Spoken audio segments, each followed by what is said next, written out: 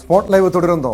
തിരുവനന്തപുരം നെയ്യാറ്റിൻകരയിൽ ഇന്ന് രാവിലെ വന്ന ഏറെ ദുഃഖമുളവാക്കുന്ന ഒരു വാർത്തയിലേക്കാണ് സ്പോട്ട് ലൈവിന് പോകുന്നത്. നെയ്യാറ്റിൻകര കുട്ടപ്പനയിൽ ഒരു കുടുംബത്തിലെ 3 പേർ ആത്മഹത്യ ചെയ്ത നിലയിൽ അറപ്പുരവിള വീട്ടിൽ മണിലാൽ, ഭാര്യ സ്മിത, മകൻ അഭിലാൽ എന്നിവരെയാണ് വിഷം കഴിച്ച് മരിച്ച നിലയിൽ കണ്ടെത്തിയത്. ഇന്നലെ രാത്രി 11 മണിയോടെയാണ് സംഭവം. എത്തിയ സമയത്ത് യവൻ ഒരു മദ്യം എടുത്ത് ഇങ്ങനെ കഴിക്കാൻ പോയി. എന്നെ കണ്ടുകൊണ്ട് എന്നെ ആദ്യം അകത്ത് കയറ്റിയില്ല. ഞാൻ തട്ടി മാറ്റി ഞാൻ അകത്ത് കയറി. ഉടനെ കേട്ടാൻ എന്നെ മുന്നിലാണ് ഫ്രണ്ടിലെത്തിയിട്ട് ഈ മദ്യം എടുത്ത് കഴിക്കാൻ പോയി. ഇവൻ ഈ മദ്യത്തിന് തട്ടിയെറിഞ്ഞിട്ട് ഞാൻ അകത്തെ റൂമിലോട്ട് കയറിയപ്പോൾ ആദ്യത്തെ മുറിയിൽ മകൻ കിടക്കുന്നു, രണ്ടാമത്തെ മുറിയിൽ അവൻ്റെ ഭാര്യ കമഴ്ന്ന് കിടക്കുന്നു, തറയിൽ കമഴ്ന്ന് കിടന്നു.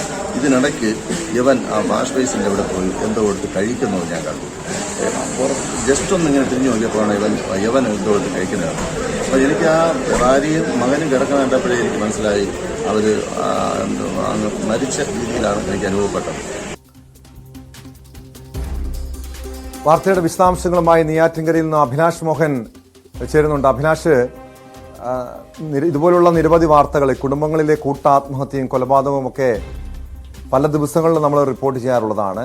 പല കാരണങ്ങൾ, കുടുംബ പ്രശ്നമാകാം, സാമ്പത്തിക പ്രതിസന്ധി, അങ്ങനെ പല കാരണങ്ങളാണ് കൂട്ടാത്മഹത്യക്കും ഇത്തരം കുടുംബങ്ങളിലെ ദുരന്തത്തിനുമൊക്കെ കാരണമാകുന്നത്.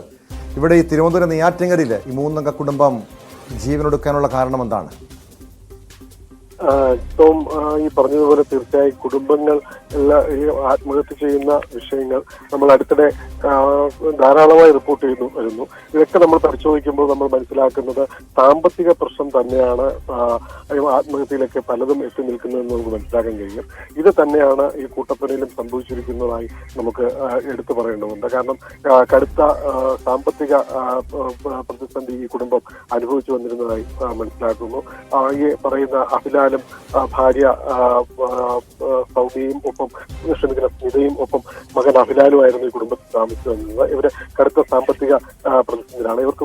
ഇവർക്ക് കടം പലർക്കും കൊടുത്തിട്ടുമുണ്ട്, എന്നാൽ തിരികെ കിട്ടാനുമുണ്ട് എന്നുള്ളൊരവസ്ഥയായിരുന്നു. ഇതെല്ലാം സൂചിപ്പിച്ചുകൊണ്ട് ഈ പറയുന്ന സ്മിത എഴുതിയ ഒരു ആത്മഹത്യാ കുറിപ്പും പോലീസിന് ലഭിച്ചിട്ടുണ്ടായിരുന്നു.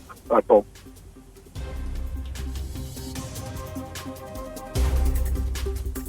ഇതിലെന്തെങ്കിലും ദുരൂഹതയുണ്ടോ? നാട്ടുകാരുടെ ബന്ധുക്കൾ എന്തെങ്കിലും ദുരൂഹത ഉന്നയിക്കുന്നുണ്ടോ അരുൺ?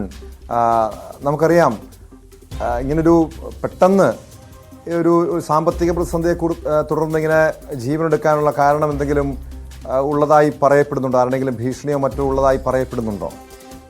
നമുക്ക് മനസ്സിലാക്കാൻ കഴിയുന്നത് ഈ മൈക്രോ ഫിനാൻസ് ഉൾപ്പെടെയുള്ള ചെറുകിട സ്ഥാപനങ്ങളിൽ വെച്ച് ഈ പറയുന്നവർ ഇവർ സാമ്പത്തിക ഇടപാടുകൾ നടത്തിയിരുന്നു.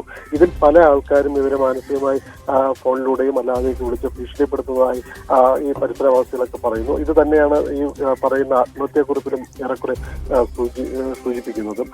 നമുക്ക് മനസ്സിലാക്കാൻ കഴിയുന്നത് കടുത്ത സാമ്പത്തിക ബുദ്ധിമുട്ടും ഒപ്പം ഈ പറയുന്ന ഇടപാടുകാരുടെ സമ്മർദ്ദവുമാണ് ഈ കുടുംബം ജീവനൊടുക്കാൻ ഇടവരുത്തിയതെന്ന് നമുക്ക് പറയാം.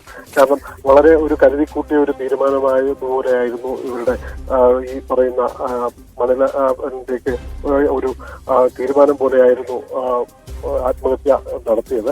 നമുക്ക് മനസ്സിലാക്കാം, ഇന്നലെ രാത്രി 11 മണിയോടുകൂടിയായിരുന്നു മദ്യത്തിൽ വിഷം കലർത്തിയായിരുന്നു ഇദ്ദേഹം കഴിച്ചത്. അതിനു മുമ്പ് തന്നെ ഭാര്യയും മകനും മരിച്ചിരുന്നതായി സാക്ഷികൾ, അവിടെ ആ സ്ഥലത്തെ രക്ഷാപ്രവർത്തനങ്ങൾക്ക് വേണ്ടി എത്തിയ ആൾക്കാർ പറയുന്നു. എന്തായാലും ഒരു കുടുംബത്തിന്റെ നിസ്സഹായ അവസ്ഥയാണ് ഈ ഒരു.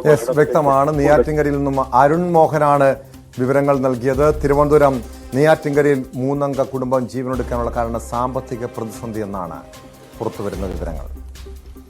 കോഴിക്കോട്